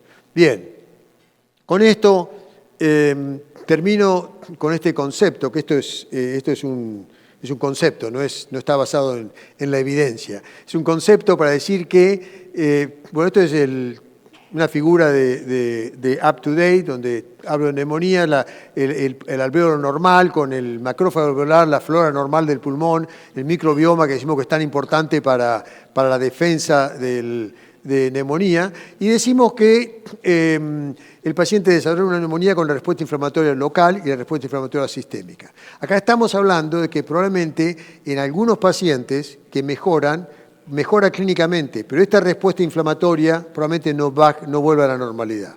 Estamos hablando de una respuesta inflamatoria persistente. Entonces, cuando decimos de vacunas para prevenir la neumonía, que tenemos, ¿no? Hoy estamos hablando de la vacuna Brisbo para RSV, pero tenemos la vacuna de COVID, influenza, de neumococo. Cuando hablamos de vacunas para prevenir la neumonía, siempre decimos, bueno, esta vacuna previene la neumonía o no, si no previene la neumonía, la vacuna falló. Pero en realidad, hoy podríamos decir que la vacuna, es decir, tenemos que analizar, previene la neumonía, a lo mejor el paciente tiene neumonía, pero yo puedo prevenir secuelas agudas. O a lo mejor el paciente estuvo en el hospital, pero yo podría prevenir a lo mejor secuelas crónicas. O sea que uno podría decir que yo estoy hablando de una vacuna un poco como para prevenir este envejecimiento acelerado que pasa en pacientes con infecciones respiratorias severas. Y acá hablo de este concepto de la inflamación crónica, que hablamos ya hace muchos años, asociando las 2 palabras en inglés, inflammation aging y el inflammaging, que tiene mucho que ver con los estudios de envejecimiento. Entonces, decimos siempre que las enfermedades no comunicables ponen al paciente con un sistema inmunológico anormal. Y el sistema inmunológico anormal predispone al paciente a neumonía. Entonces, esos son los pacientes que yo le doy la vacuna. Y cuando tengo un paciente en la clínica con diabetes o con COPD, con enfermedad pulmonar obstructiva crónica, digo, tengo esta vacuna para prevenir la neumonía. Y ahí termina nuestra historia. Pero en realidad, uno podría decir que, en teoría, entonces, bueno, la enfermedad no comunicable produce la neumonía, pero la neumonía también va a empeorar la enfermedad no comunicable. O sea, ahí cerramos el círculo. Cuando le doy una vacuna para prevenir la neumonía está bien, vacunas que previenen la neumonía, pero uno también podría considerar que prevenir la neumonía también previene el deterioro o el deterioro que vemos en las enfermedades no comunicables en el paciente que tuvo neumonía. Eso sería un nuevo paradigma, un nuevo modelo de ver qué es lo que estamos protegiendo cuando estoy dando una vacuna al paciente para prevenir neumonía. Entonces hablamos de la enfermedad, de la carga de la enfermedad, que muchas veces está subestimada porque no hacemos los estudios adecuados. Hablamos de la severidad, que es tan severo como los otros virus. Hablamos de los factores de riesgo que tienen que ver con la inmunidad. Hablamos del estudio de Renoir, que evidentemente previene la enfermedad, los estudios de efectividad. Hice un pequeño resumen de las secuelas agudas y tardías y un nuevo modelo, como podríamos ver, las vacunas para prevenir la neumonía. Muchas gracias.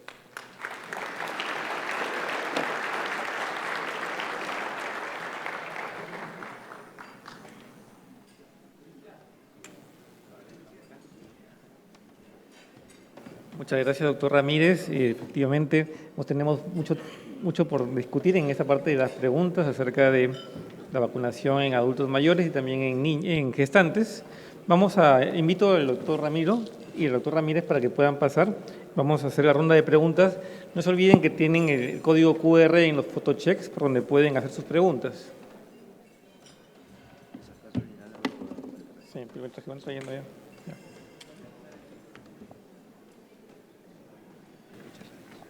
Gracias.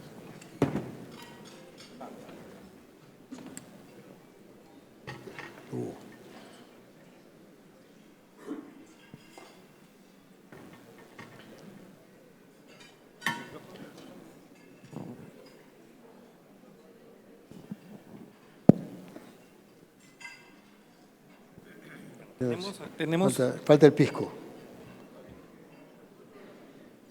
Bueno, tenemos algunas preguntas ya del público. A ver, una pregunta interesante acerca de la aplicación de la vacuna en mayores de 90 años.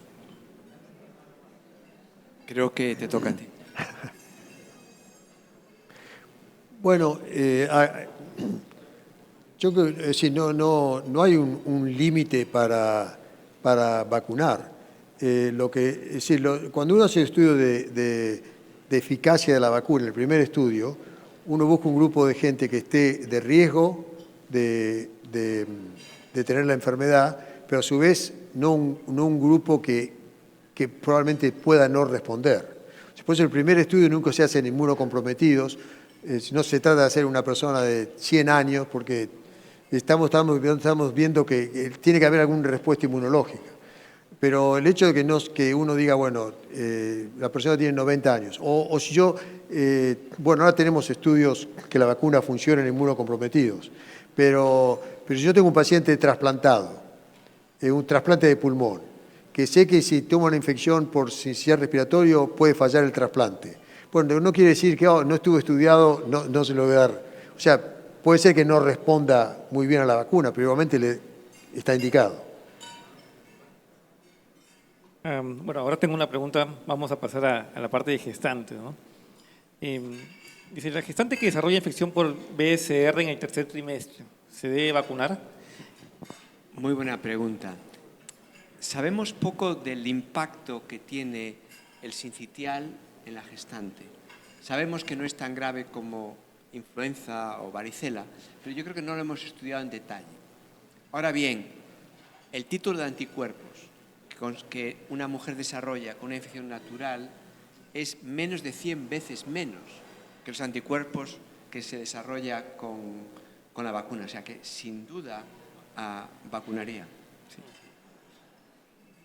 No hay contraindicación.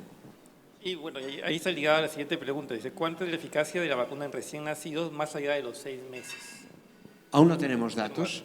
Es una buena pregunta. Yo creo que con los diseños que hemos discutido, países que van a vacunar todo el año, países que van a vacunar de forma estacional, vamos a poder tener datos de vida real para responder esa pregunta.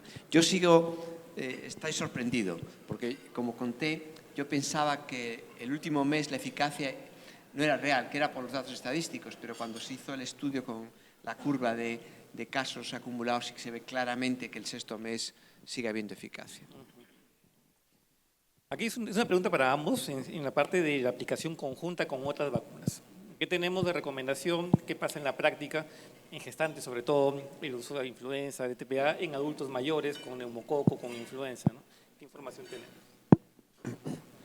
Pero, yo creo que hay muchos estudios combinados de vacunas, ¿no? Influenza, COVID, y no, hasta ahora prácticamente es raro encontrar una vacunas que estén contraindicados el uso. Todos los estudios de las vacunas se han podido usar.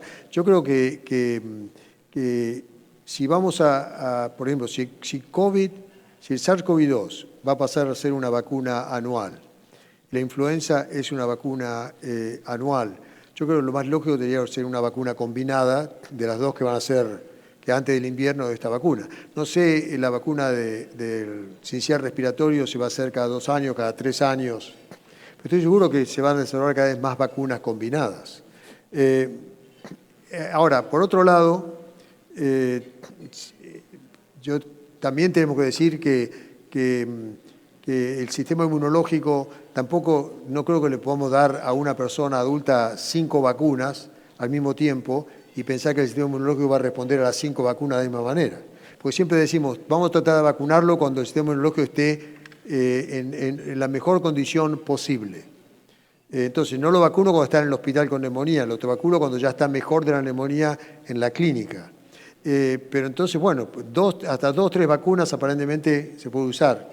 Si seguimos usando más vacunas, será que si se me acaban los brazos la vacuna. Y a lo mejor el sistema inmunológico de una persona ya con inmunosenescencia puede ser que no responda tan bien a tantos antígenos al mismo tiempo. Pero por el momento no tenemos problema de dar las vacunas antes de las vacunas que son para el invierno. La vacuna del neumococo no hay problema porque se la puede dar en cualquier momento del año. Porque la vacuna del neumococo es por años que dura. O sea que esa no tengo que esperar hasta antes del invierno. El problema son las que le tengo que darle antes del invierno. Hasta ahora son 2, influenza y SARS-CoV-2. Y el RSV veremos qué pasa cada cuánto.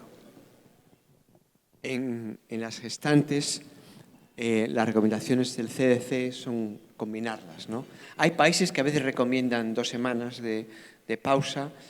Yo pienso como Julio que las vacunas estas, vamos a necesitar vacunas combinadas que no sean tantas inyecciones. Yo creo que ahí va a estar el futuro.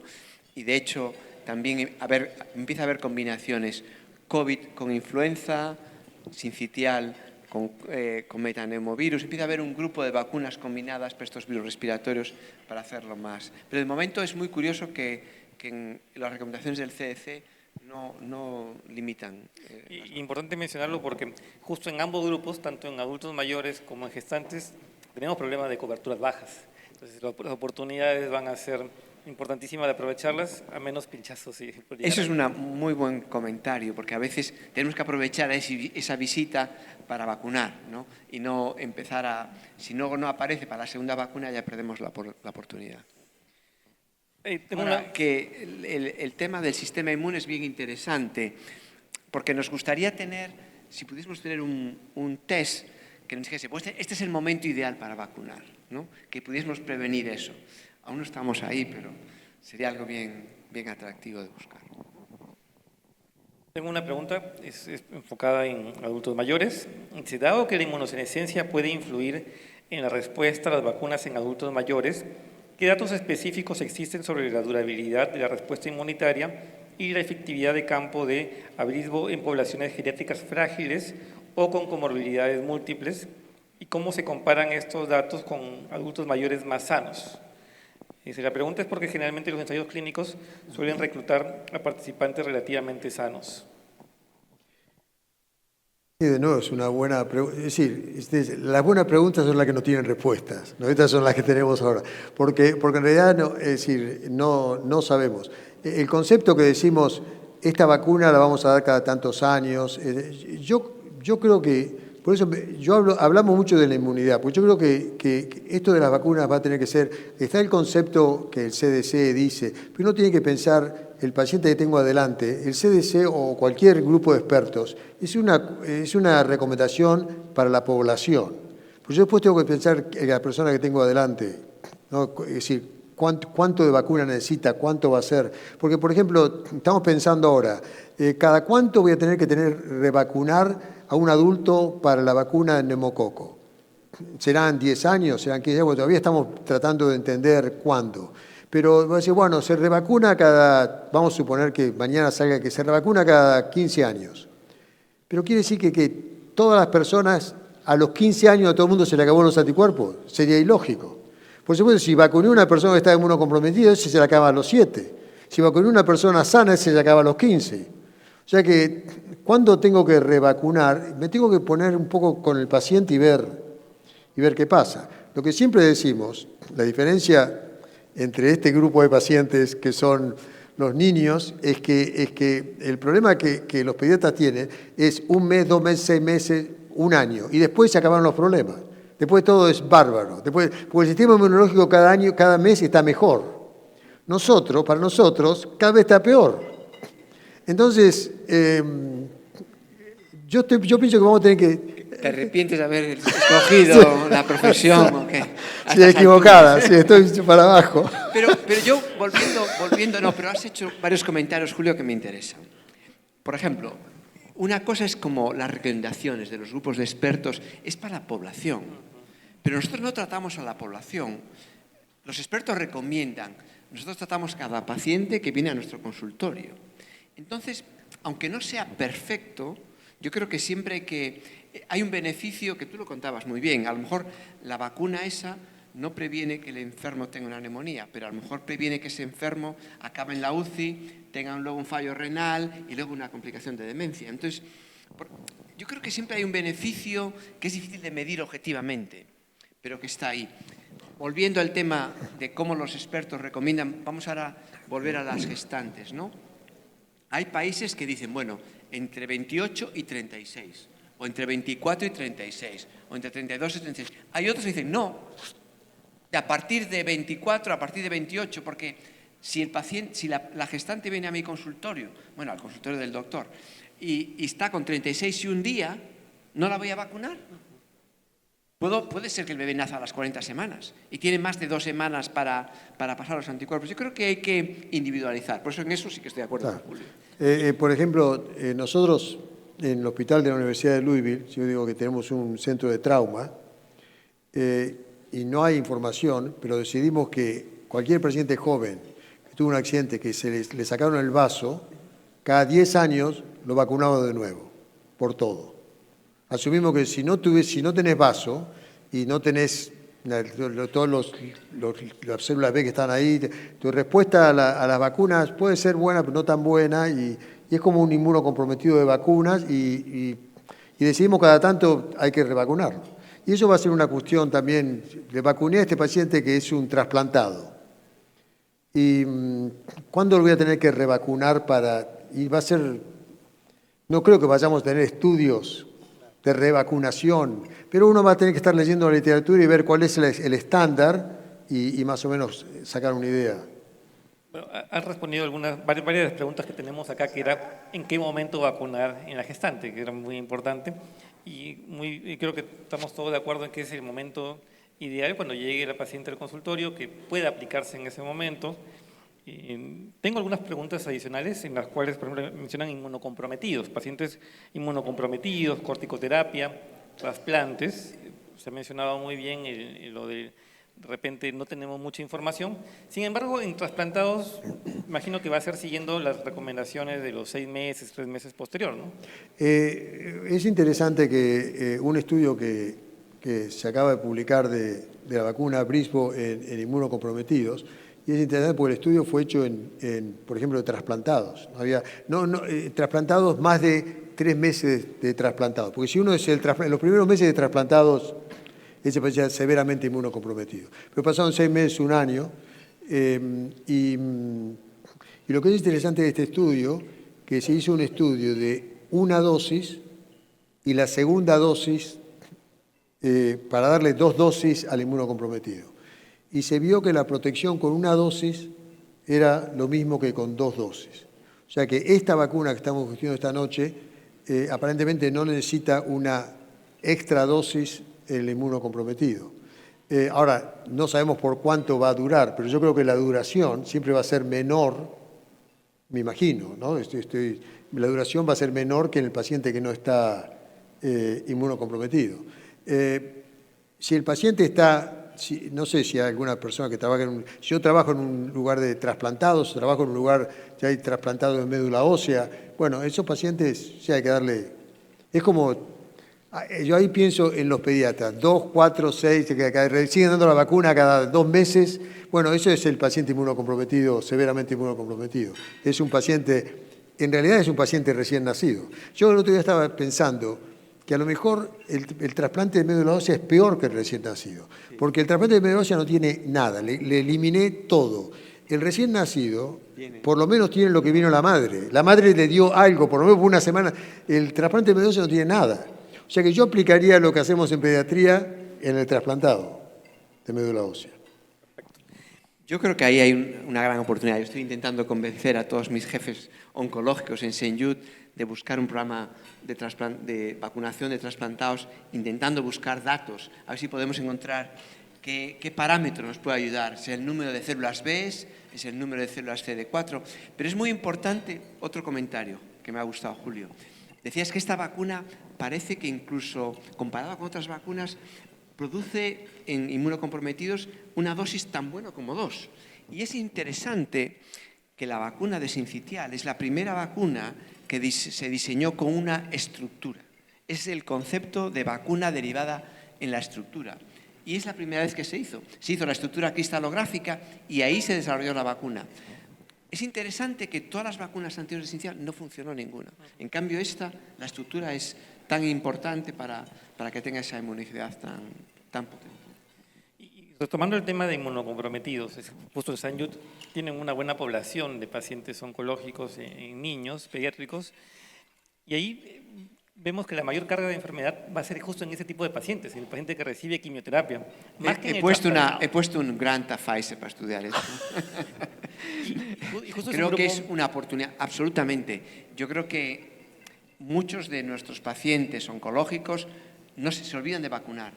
Pasan los 3 meses o pasan los 4 meses y se quedan, los pediatras de cabecera le tienen un poco de respeto y los oncólogos allí se quedan, ¿no? Yo creo que hay una... Mis compañeros me cuentan que tenemos que mejorar mucho la vacunación de los pacientes inmunocomprometidos y entender mejor las pautas. La de sincitial está una que yo ya he mandado esa propuesta. Hay una pregunta bastante interesante acerca de, ¿en cada gestación debo vacunar a la gestante? Aún no tenemos datos. Vamos a ver cómo aprendemos. Hay estudios en marcha, pero aún no tenemos datos. Pero bueno, volviendo a lo que decía Julio, si en los adultos mayores no ha hecho falta, a lo mejor tampoco hace falta en las... Es muy interesante. Julio comentaba que las embarazadas están inmunocomprometidas. A ver, ¿cuántos obstetras tenemos? Pero. Un momento. Las embarazadas tienen un sistema inmunológico anormal. Bueno. No están inmunocomprometidas, no se pueden agarrar neumocistis. Pero la embarazada tiene un sistema inmunológico anormal. Tienes razón. Para aclarar. Tienes razón, manipulé la respuesta. ¿Cuántos obstetras tenemos hoy aquí? ¿Una? Muy bien. Varios, muy bien. No, es que es muy interesante. Nosotros hicimos un estudio con gripe y utilizamos toda esta tecnología que les contaba de transcripción y tal y cual, y vimos que funcionaban, tenían un pico de interferón tan bueno como los adultos sanos, y que la respuesta en la vacuna que estudiamos con detalle, que fue la gripe, fue mucho mejor de lo que nos esperábamos. Y ahora los datos que tenemos, acuérdense de la figura esa del estudio de Eric Simoes, que responden muy bien. O sea que sí, son distintas. Pero... No, pero bueno, yo no puedo ahora recordar, pero recuerdo haber revisado la literatura de embarazadas, y a nivel de CD4, CD8, el radio, hay como una tendencia, porque es un cuerpo extraño. Exactamente. Estás desarrollando un cuerpo extraño en el organismo que tenés que evitar rechazarlo. O sea que hay una tolerancia inmunológica. Y esa tolerancia inmunológica, algunas infecciones vemos, como vos decías, ¿no? Con algunos virus... son muy peligrosas. Sí.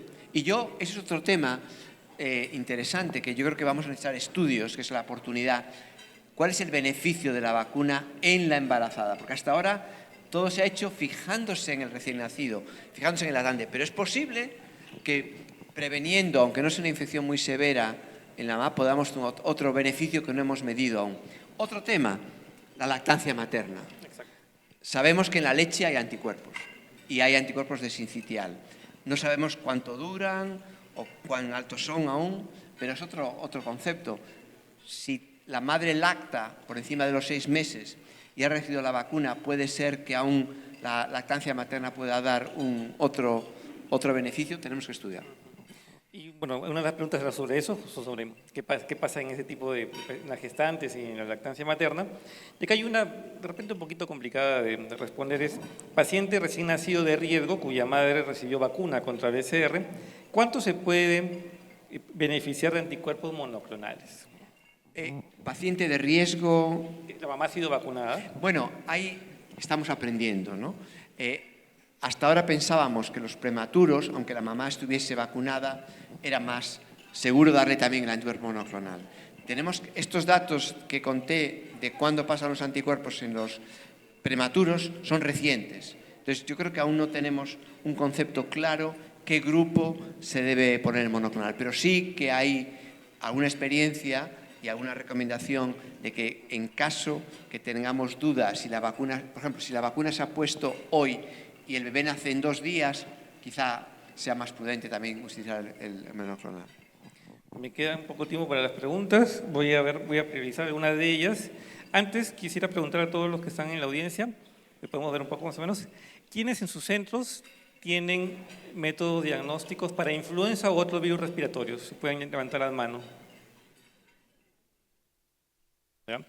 De los que han levantado la mano, ¿quiénes tienen para hacer diagnóstico de virus y sistema respiratorio en sus centros? Pocos, ¿no? Hay que aumentar, sí, el diagnóstico. Y es parte de lo que presentamos es el acceso al diagnóstico. No tengo forma de diagnosticar, posiblemente pasen los casos. Hay disponibilidad en Perú, no ya de PCR, pero para los niños, a diferencia de los adultos, que la carga viral es baja. Los niños tienen 3 o 4 logaritmos más de virus. Y por eso las pruebas rápidas en los niños sí funcionan muy bien. Y las puede tener uno en el consultorio, no hace falta un laboratorio de referencia, uno lo puede tener allí. Yo animaría a que las sociedades científicas apoyen el interés del diagnóstico viral, sobre todo para el sincitial. Y finalmente tengo una pregunta sobre adultos mayores. ¿Cuánto tiempo antes de temporada de BCR debo indicarla? ¿Y cuál es el efecto adverso más frecuente? Yo lo uniría para ambos, para gestantes y para adultos mayores. ¿Cuál es lo que más se reporta como evento adverso? Y en adultos mayores, ¿en qué momento de la temporada de BCR debo indicarlo? Antes de la temporada. Los efectos adversos en la embarazada se tolera muy bien, alguna pequeña dolor local, pero se tolera bien, no ha habido grandes. Quizá el hecho de que no tenga alum y que ha favorecido eso. Hubo muchísima discusión con lo de la prematuridad. Yo creo que a medida que tenemos más datos, está claro que no hay una asociación, que fue un evento, que a veces hay una señal que aparece estadísticamente y cuando ya ha habido millones de dosis y no se ve esa asociación. Yo, primero un comentario general, que si bien el FDA considera reacción adversa el dolor, la fiebre, no para decir que yo no lo considero una reacción adversa, lo considero una reacción normal del sistema inmunológico. O sea, yo diría que cuando hablamos con el paciente, hay que decirle que si mañana te duele un poco el músculo, bien. Si tienes un poco de fiebre, bárbaro, porque quiere decir que el sistema inmunológico está respondiendo a la vacuna. O sea, no sé por qué lo llamamos una reacción adversa. O sea no hay más reacciones adversas, es el 5 o 6%. Y hay más reacciones adversas en las mujeres, porque las mujeres reaccionan mejores a la vacuna que los hombres. El sistema inmunológico de las mujeres tiene mejor respuesta. Por eso también es importante cuando hay estudio de efectividad, las mujeres están siempre mejor protegidas que los hombres con la vacuna. Por eso que muchas veces hay gente que estudia el sexo y las vacunas. Pero para mí que la persona diga, me di la vacuna para influenza y me agarró el flu, me agarró la gripe, bueno, en realidad es la respuesta inmunológica a la vacuna. Esa persona realizó un montón de anticuerpos. Yo diría que si yo tengo un paciente inmunocomprometido que le di la vacuna, al otro día tiene fiebre, tenemos que estar todos contentos, porque reaccionó a la vacuna. Si yo le doy la vacuna al inmunocomprometido, no me pasó nada, no sentí nada, seguramente el sistema inmunológico no respondió. Eso es una. Pero después, en esta vacuna de sistema respiratorio, cuando hablamos de de problemas importantes, está el concepto de Guillain-Barré, que ha pasado con la vacuna de influenza, está el concepto no es una significación estadística que haya aumento, pero hay que estar mirando la posibilidad. Entonces está el concepto de que si la persona tiene un problema neurológico o ha tenido... pero ¿qué le ha pasado es el concepto de todas las vacunas?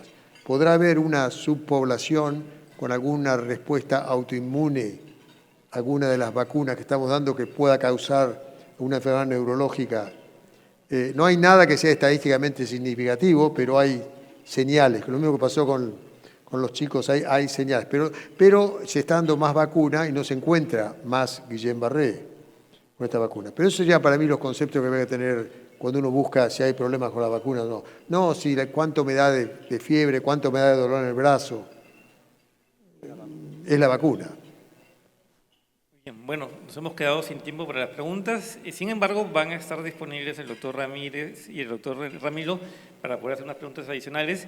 Yo les agradezco a ambos, agradecemos a Pfizer por esta excelente mesa que hemos tenido el día de hoy, por las excelentes exposiciones, y les agradecemos a todos también por haber venido. Muchas gracias. Gracias.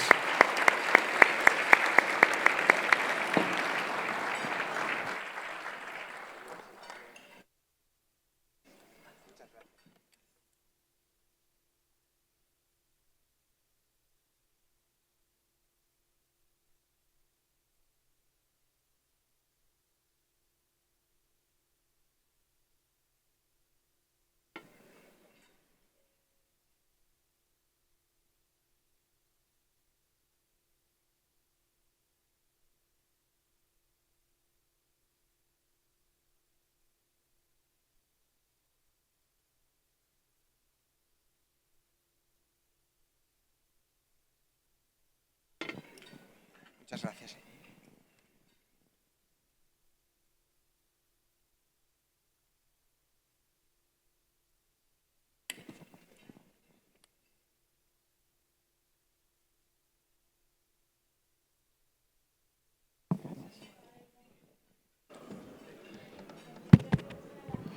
Buenas noches con todos. ¿Me escuchan?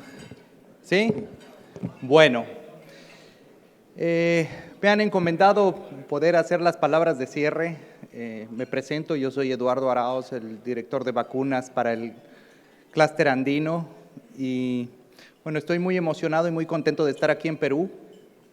La verdad es que el día de hoy, como nuestros expositores nos han mostrado, y conforme es el propósito de nuestra compañía de Pfizer de traer avances que cambien la vida de los pacientes, creo que estamos dando un pasito más en la lucha contra el virus sincicial respiratorio. Quisiera hacer dos reflexiones para poder cerrar el evento y que puedan disfrutar del postre tranquilamente. Y como ya mencionaron también, si tienen alguna pregunta, nuestros expositores están por acá adelante. La primera reflexión está relacionada a este concepto de traer avances que cambien la vida de los pacientes. Nosotros como compañía farmacéutica de investigación, como ustedes han podido ver en las ponencias de esta noche, hemos trabajado incansablemente para poder tener nuestra vacuna acá disponible en el Perú. Ahora tenemos una responsabilidad conjunta de poder construir el ecosistema que permita que los consumidores, las personas en Perú se beneficien de este producto. Así que los invito a que sean parte de esto, porque con la vacuna disponible en el mercado únicamente no conseguimos nada. Hay que construir la recomendación, que esté disponible en los puntos de venta, eventualmente que esté disponible en el Estado para que pueda ser una vacuna gratuita, para poder beneficiar a todas las personas en el Perú que la puedan necesitar. Y la segunda reflexión está relacionada con el concepto de la ciencia que hay detrás. Nosotros, como ustedes han podido ver durante esta noche, nuestros expositores han trasladado lo que han sido algunos años de investigación y queremos que se sientan confiados de poder recomendar nuestro producto. Quisiera agradecer a todos por su presencia esta noche. Quisiera agradecer al equipo de Pfizer que también ha estado Como ustedes ven, muy preocupado de que tengan una velada muy bonita. Gracias a todo el equipo, por favor. Y a nuestros expositores que han venido desde lejos, sin duda, muchas gracias también por el esfuerzo de estar aquí con nosotros. Y a cada uno de ustedes por darse el tiempo de acompañarnos. Que tengan una excelente resto de la noche y muchas gracias por su presencia.